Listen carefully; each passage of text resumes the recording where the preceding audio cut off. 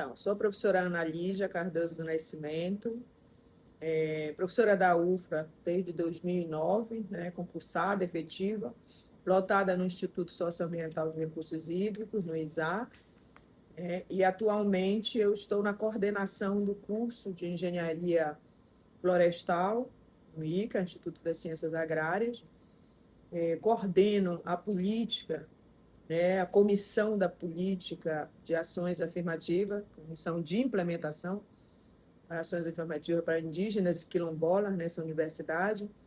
Coordeno também o Núcleo de Educação e Diversidade na Amazônia e faço parte do NEABI, né, que é o Núcleo de Estudos Africanos, Afro-Brasileiros e Indígenas, né, aqui da UFRA. Né? E gostaria de, eu sempre faço questão, né, de dizer que a gente trabalha também as disciplinas História e Cultura Indígena, História e Cultura Afro-Brasileira para o curso de Pedagogia, e também uma coisa que eu sempre lembro, né, que o meu primeiro emprego foi numa aldeia indígena. Né?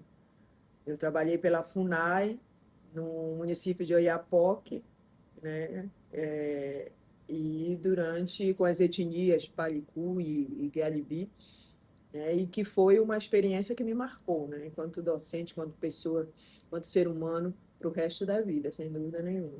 Então, para a gente é muito importante, é muito bom sempre tratar dessa temática, né? Que são os povos indígenas, e a representação que eles têm para a sociedade brasileira, a importância, a relevância que tem, né, do seu conhecimento, de proporcionar, a sociedade brasileira proporcionar conhecimento dos povos originários, né, dos povos que já estavam aqui quando ocorreu o processo de colonização desse país. Né?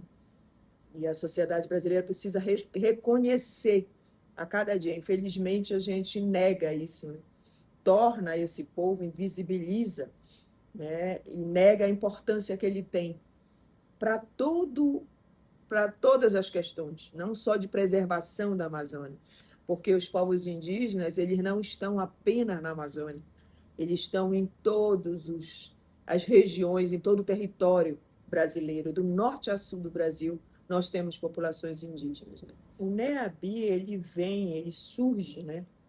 Ele já tem em várias universidades brasileiras, né? Institutos federais, ele proporciona, ele é uma política, um núcleo, né? Um espaço de discussão para o enfrentamento, né? Daquilo que a gente chama, para a realização daquilo que a gente chama de educação antirracial, né? E proporcionar o conhecimento com maior profundidade, tanto dos povos afrodescendentes, quanto dos povos indígenas. Né? Então, esses espaços é trazer o NEABI, assim como o NEDAM também tem essa responsabilidade aqui, mas como vocês direcionaram basicamente para o NEABI, que tem essa atribuição, esse objetivo, é estabelecer discussões, espaços de discussão e apresentação, gente.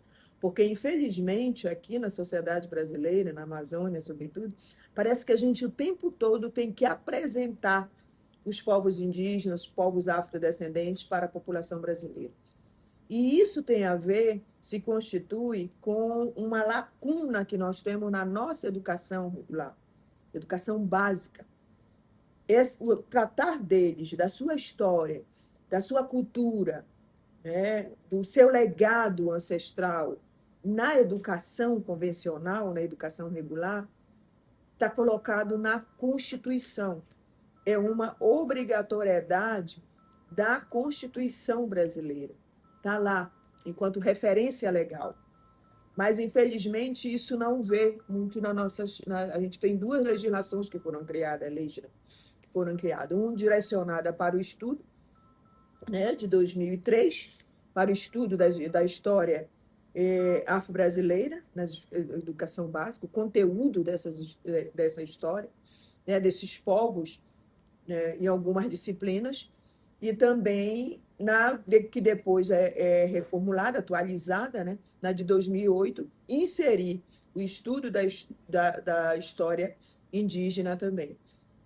Então, a partir daí, necessariamente, todas as escolas, públicas e particulares, deveriam ter, né, em três disciplinas, literatura, história e arte. Conteúdos que tratassem da história dos povos africanos, afrodescendentes e dos povos indígenas também, nos seus conteúdos. Eu sempre costumo dizer que apenas definir, direcionar ou pensar conteúdos, como diz a lei, para essa disciplina ainda é pouco. É provável que o mais importante ainda seria a gente ter disciplinas no currículo da educação básica voltadas para a história da educação afro-brasileira, para a história da educação indígena. Nós temos aqui hoje, no curso da pedagogia, na UFRA, né, essas duas disciplinas, né, com esse caráter, com esse formato. E quando a gente construiu, que a gente fez parte, né, da elaboração do PPC, do curso de pedagogia, aliás, eu e a professora Tatiana fomos as primeiras coordenadoras do curso de pedagogia nessa instituição, a gente pensou em colocar essas duas disciplinas com uma carga horária expressiva, significativa. História e cultura afro-brasileira, história e cultura indígena. E eu me lembro que quando eu estava fazendo o pós-doutorado em São Paulo, discutindo, né, em algumas universidades, sobretudo a USP, até mesmo na PUC, no evento que eu fui participar, eu coloquei isso. E assim, as pessoas se admiraram. E teve algumas pessoas que disseram: vocês estão vendo, como você está vendo como vocês lá na Amazônia, no norte, né, no estado do Pará, estão à frente do resto do Brasil, porque, em geral, os cursos, né, que é obrigatório, os cursos de licenciatura, e optativo, eletivo, né, nos cursos de bacharelado. Mas ela se resume numa disciplina que é estudo das relações étnico-raciais, né? E só. E uma carga horária geralmente reduzida. E aqui não. A gente fez questão de colocar uma carga horária grande, né? E isso tem muito a ver com a discussão que hoje, por exemplo, a criação do NEABI é resultado disso, onde nós estamos, né? Que é no curso de pedagogia. Então, a discussão, o debate que a gente faz proporciona, a nível de conhecimento dentro dessas áreas, os estudos dos povos afrodescendentes e, necessariamente, também dos povos indígenas, né? É para isso que vem, é esse o objetivo do NEABI. Porque também, aliado a isso, a gente tem um grande preconceito com relação a esses dois povos. Preconceito porque eu enfatizo, porque as pessoas acabam tendo visões de mundo, concepções, pensam sobre aquilo sem conhecer. Então, vamos conhecer. Eu acho que o conhecimento é o caminho, é um dos caminhos básicos para a educação. A gente só consegue ter uma educação sólida se a gente tem conhecimento em profundidade e não superficial, né? Pífio, digamos, em determinados momentos.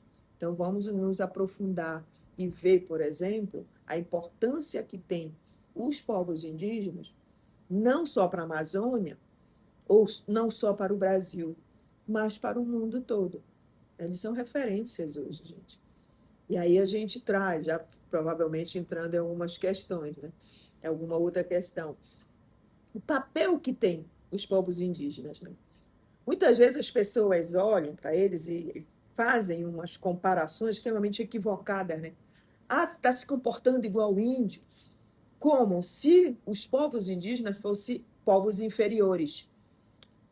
E quando você vê a sua história, a história da organização do movimento indígena, em toda a história comparada com a história do Brasil, você vai ver um nível de empoderamento e de articulação, sobretudo política. E aí a gente também lembra que desde o processo do dito descobrimento, os povos indígenas, gente, não foram os povos que muitas vezes passa a história, né, a história oficial, que se subjugaram, que se submeteram, não. Eles tiveram a sapiência de negociar em determinados momentos. Eles foram escravizados? Foram, sim. Teve algumas etnias, povos que foram escravizados? Foram. Mas nem todos. Alguns conseguiram ter a capacidade política e de diálogo, de articulação, de negociação com os ditos colonizadores. E outra coisa que a gente gostaria de enfatizar: em geral, no Brasil, a gente padroniza, né, e coloca os povos indígenas sobre uma única visão, como se eles fossem únicos. O povo indígena, não existe povos indígenas na visão da maioria da população brasileira, né? Mas existem as diferenças. Cada povo indígena, eu costumo dizer que nós temos vários povos indígenas dentro da nação brasileira. Por quê? O que se constitui uma nação, gente? O território, uma cultura, uma língua. São 200, mais de 200 etnias que nós temos nesse território brasileiro, com suas línguas próprias, com seu território próprio, suas culturas próprias. Então, não existe um povo indígena, uma referência, mas são vários. São vários povos, várias etnias, várias culturas, várias línguas dadas. Mas muitas vezes a gente acaba concentrando isso, colocando, como as pessoas costumam dizer, né? Todos eles, essas diferenças todas, essa pluralidade indígena que existe no Brasil, dentro de uma mesma visão. E não existe. Cada uma delas tem a sua história. Gerson Bonilla, que é um professor antropólogo da UNB, que tem um livro que geralmente eu uso como referência, né? Porque ainda tem mais isso. Hoje a gente tem, por conta das políticas, inclusive de ações afirmativas, os povos indígenas estão nas universidades, em todos os cursos da universidade. Porque é isso que prega a política de ações afirmativas, né? Reserva de vagas em todos os cursos das universidades. E uma preocupação que eles têm apresentado é na formação da antropologia. Muitas vezes as pessoas dizem, mas por que tem tantos indígenas querendo ser antropólogos? E Gerson Bonilla diz isso, o Gerson Luciano, né? Ele é da etnia Bonilla, lá do Amazonas. Uma das referências do movimento indígena, foi secretário de Educação no seu município, foi lá no estado do Amazonas, foi professor da UFAM, depois que foi removido, né, fez transferência para o UNB, né? Mas ele sempre diz isso, porque durante muito tempo a população brasileira conheceu os povos indígenas através de quem? Da antropologia, dos antropólogos. Com todo o respeito que ele tem ao legado, porque o que se sabe hoje dos povos indígenas se deve ao trabalho, à produção do estudo etnográfico dos antropólogos, sem dúvida nenhuma, mas ele diz que os povos indígenas eles precisam falar sobre si mesmos, sabe aquele discurso do lugar de fala? Então, ninguém melhor para falar de si do que a pessoa que está lá, que faz parte da sua comunidade, né? Aquela história, né? Quem é que vai falar de racismo melhor do que uma pessoa, ou sentir o racismo do que uma pessoa negra? Da mesma forma. Então, é isso. Quer dizer, eles estão hoje nas diferentes áreas do conhecimento, eles estão no direito, né? Eles têm uma capacidade de articulação política muito grande. Nós temos algumas temáticas que têm sido extremamente atuais para os povos indígenas, que diz respeito ao marco temporal, né? A demarcação das terras indígenas. Nós tivemos um problema sério, por exemplo, aqui no Tapajós, mais recente, da instalação de uma empresa querendo privatizar o Rio Tapajós. E quem estava lá? Os povos indígenas. Tivemos aqui no estado do Pará a ocupação pelos povos indígenas da SEDUC. Para quê? Para colocar, vetar e extinguir um decreto que foi assinado pelo secretário de Estado, no sentido de qual era o objetivo, qual era a política ali que ele queria? Instalar um ensino remoto nas escolas indígenas, gente. Sem contar que a gente sabe qual é a estrutura das escolas indígenas hoje. Muitas vezes a questão da informatização não chega. A Amazônia é um mundo. A gente tem muita dificuldade de acesso à tecnologia. Muitas vezes tem até de eletrificação da energia chegar, apesar dos programas que a gente tem aí de eletrificação rural, mas ainda assim tem muitas limitações. Por quê? Por conta da dificuldade de acesso nessa região ainda, que é muito grande. Então, é isso. Muitas vezes a gente acaba negligenciando, né, ou achando, ou diminuindo a articulação, a capacidade e, sobretudo, a sapiência e sabedoria que têm os povos indígenas. Os povos indígenas, tem um antropólogo, Eduardo Vieira de Castro, que ele diz que se nós temos a maior parte da preservação da, do ecossistema amazônico, não só o amazônico, como no mundo todo, é onde estão os povos indígenas. É onde está o maior número, percentual, índice de preservação e de conservação florestal. Mas há quem diga que não é bem assim. Mas é. E isso é comprovado, isso não é achismo. Existe pesquisa que comprova isso. E tem tantas outras, medicina, né? A medicina natural, o que os povos indígenas também podem ensinar acerca da sua própria medicina, esse legado que eles trazem na ancestralidade, através do seu xamanismo. Davi Compenhal, no seu livro A Queda do Céu, ele retrata, né? Ele fala sobre o processo de construção, como ele chegou a ser esse xamã, né? E lá ele apresenta os caminhos necessários para talvez, né, a gente conseguisse eliminar esse caos, ou diminuir esse caos ambiental que nós estamos passando. Ailton Krenak, da mesma forma, quando escreve para não adiar o livro lá, né, para adiar o fim do mundo, o que a gente está fazendo? A cada dia que passa, a gente destrói, a gente perde a capacidade de qualidade de vida no planeta. E quando a gente teria parceiros, né, experiências aí dadas a partir da vivência, da cosmologia, né, da ontologia, o modo de ver e compreender o mundo dos povos indígenas, mas a gente diz não.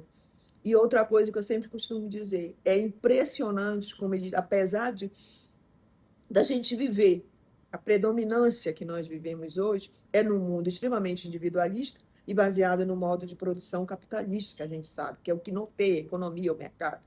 Mas ainda assim eles conseguem, com outra visão de mundo, eles ficam à parte, eles conseguem se organizar e viver, manter o modo de vida, a dinâmica de vida deles, e ao mesmo tempo aliado, convivendo com essa realidade que nós somos, né? Que nós temos, que é o que conduz, né? Que a gente define como sociedade moderna, ou pós-moderna, o que seja. Mas eles estão lá. Mas eles mantêm as suas tradições, mantendo as suas tradições. E é provável que não seja muito fácil isso, disso ocorrer, né?